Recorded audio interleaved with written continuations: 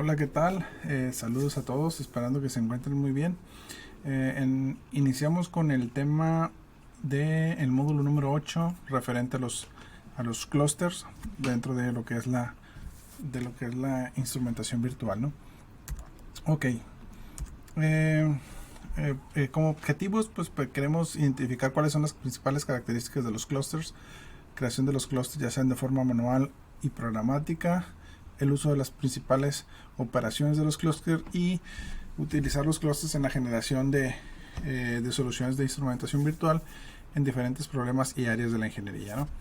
Entonces, estos son algunos de los objetivos que buscamos, ¿no? Los clusters, a diferencia de los arreglos, son agrupaciones de datos de diferentes tipos. En el arreglo, como lo vemos en la imagen que se muestra a la izquierda, en el arreglo los datos o los elementos que componen el arreglo son elementos de un mismo tipo, ¿no? O sea, en este caso todos son controles numéricos. El clúster tiene la característica que pueden agrupar datos de diferentes tipos. En este caso, el clúster que vemos en el lado derecho, veamos un clúster que está compuesto por un elemento numérico, uno booleano y un tipo string. Entonces, esa es la pequeña diferencia entre un clúster y un arreglo, ¿no? En el clúster se pueden agrupar datos de diferentes tipos, ¿no? Que esto da o permite el desarrollo de aplicaciones un poquito más complejas o sofisticadas, o se pueden dar soluciones un poquito más elegantes, ¿no? Desde el punto de vista de programación, ¿no? Una de las características que manejan los clústeres es que al momento de formarlos, o todos son controles o todos son indicadores. Esa es la restricción que tienen, ¿no? No se puede hacer una combinación de que, voy a meter un control y voy a meter un indicador. O sea, no podemos hacer esa mezcla, ¿no? Todos tienen que ser controles o todos tienen que ser indicadores. Entonces tenemos diferentes controles y los podemos agrupar o combinar para formar un clúster, ¿no? Los clústeres los encontramos en la paleta de si los queremos crear de manera o de forma manual, nos vamos a ir a la paleta de Model o de Controls y vamos a ir a la paleta de Array, Matrix and Cluster. Nomás aquí tenemos un pequeño error en la diapositiva, ¿no? No es el que se señala aquí, es el que está señalado en rojo, sino es el de un lado, ¿no? El que viene el clúster, ¿no? Y de ahí pues aparece un clúster, ¿no? Un clúster vacío, ¿no? Vacío, ¿no? Y es en cuestión de para que se forme correctamente el clúster, pues es cuestión de empezarle a ingresar los elementos por los cuales queremos que el clúster se encuentre compuesto, ¿no? Entonces aquí en la diapositiva vemos que estamos haciendo uso de la función bundle. Es una función como tipo unión, ¿sí? Que nos va a permitir combinar diferentes elementos, ¿no? Entonces en la diapositiva del lado superior izquierdo vemos que estamos combinando un numérico, un arreglo y un booleano. En el lado izquierdo de abajo vemos que estamos construyendo un clúster a partir de dos constantes, una booleana y una tipo string. En el lado derecho superior pues está formado por dos controles numéricos y un booleano. Y de igual forma en el lado derecho, en la parte de abajo, está formada por dos controles booleanos, pero por dos numéricos y un booleano, con la diferencia que ocupan una diferente posición, ¿no?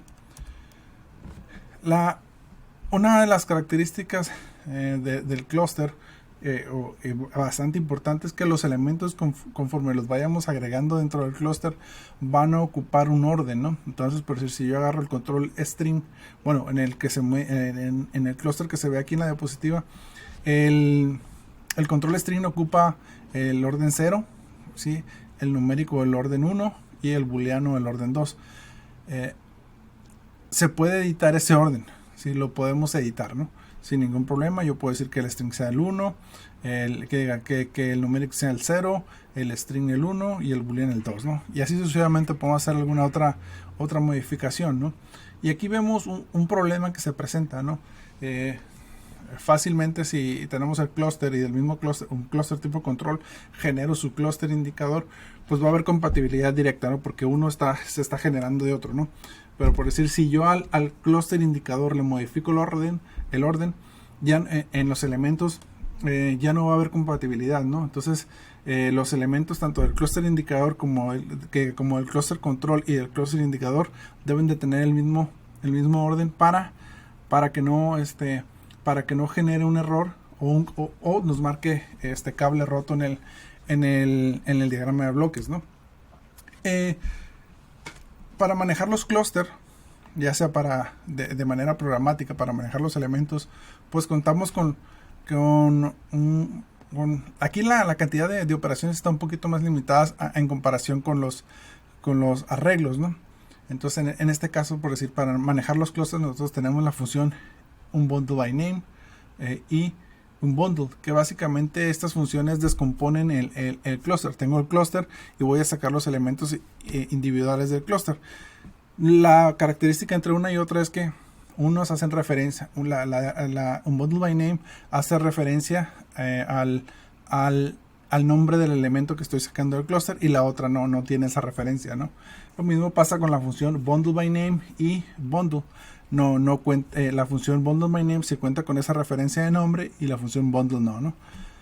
Que en este caso las funciones de bundle se utilizan para formar un clúster, ¿no? Aquí vemos cuál es el problema. En el caso de las del código que vemos en el lado izquierdo, pues son función bundle, y del lado derecho tenemos la función bundle by name. Esta función, la de bundle by name, marca cable roto porque la función como tal ocupa tener una referencia, necesita tener un clúster de referencia para posteriormente hacerla para pasarle los datos al clúster de salida. Esta función bundle by name se utiliza, digamos que de forma específica, para modificar. Tengo un clúster y yo solamente quiero modificar un elemento de ese clúster, entonces la función de bundle by name es utilizada para hacer esa modificación. Por eso yo tengo el clúster de referencia, lo cableo, saco el elemento que quiero modificar, modifico el valor del elemento y vuelvo a juntar el clúster, ¿no? Para eso digamos que es una de las principales que se utiliza para hacer este tipo de modificaciones, ¿no? O al momento de estar trabajando con los clústeres, ¿no? Tenemos un clúster, digamos por así decirlo, especial, que es el clúster de error. Este clúster nos permite, pues ahora sí que es utilizado para manejar los errores y ir pasando esa información de error entre funciones o sub-VIs entre las diferentes partes del código del diagrama de bloques, ¿no? Entonces este clúster de error consta de tres elementos, que es un control indicador booleano, un control indicador numérico y un control indicador tipo string, que nos va a indicar si se generó el error, el código del error y la fuente del error, ¿no? Básicamente, ¿no? Para eso se utiliza, ¿no? Estos clústeres de error, ¿no? Una aplicación básica de los clústeres de error, como les dije, es para pasar el error entre los diferentes instrumentos virtuales. Y ya una aplicación un poquito más específica de los clústeres, por decir, nosotros tenemos todos estos controles, ¿sí? Que van a ocupar gran parte del diagrama de bloques, ¿no? Entonces, si se fijan, tenemos del lado izquierdo tenemos 4 controles numéricos y 4 controles booleanos, y que pasan sus datos a sus respectivos indicadores, tanto booleanos como numéricos, ¿no? Y resulta ser que el clúster, en el clúster de abajo, agrupa los 8 controles, los 4 numéricos y los 4 booleanos, y el clúster indicador igual, ¿no? Agrupa los 4 booleanos y los 4 numéricos. En sí el clúster del lado izquierdo está compuesto de 8 controles, y el clúster el clúster del lado izquierdo está compuesto de 8 controles, y el clúster del lado derecho está compuesto de 8 indicadores. Esa es una de las principales ventajas. Yo no necesitaría tener toda esta cantidad de controles, simple y sencillamente ocupo tener uno solo, y me ahorro mucho espacio en el diagrama de bloques, ¿no? Y es una forma muy muy eficiente o un poco más elegante de realizar mi cableado en el diagrama de bloques, ¿no? En resumen, los clústeres nos van a permitir agrupar datos de diferente tipo, nos permiten desarrollar mejores paneles frontales, también permite desarrollar mejores diagramas de bloques de forma más limpia y ordenada. Se pueden construir Estos clusters se pueden construir de forma manual y programática, y estos forman parte importante del modelo de flujo de datos del entorno de programación de LabVIEW, y lo que nos da pie a desarrollar aplicaciones más complejas, ¿no? Yo creo que este punto se va a seguir manteniendo a lo largo de las diferentes módulos que seguiremos viendo. Y pues por mi parte sería todo. Si tienen alguna duda, comentario, preguntas, sugerencias, son bienvenidos, ¿no?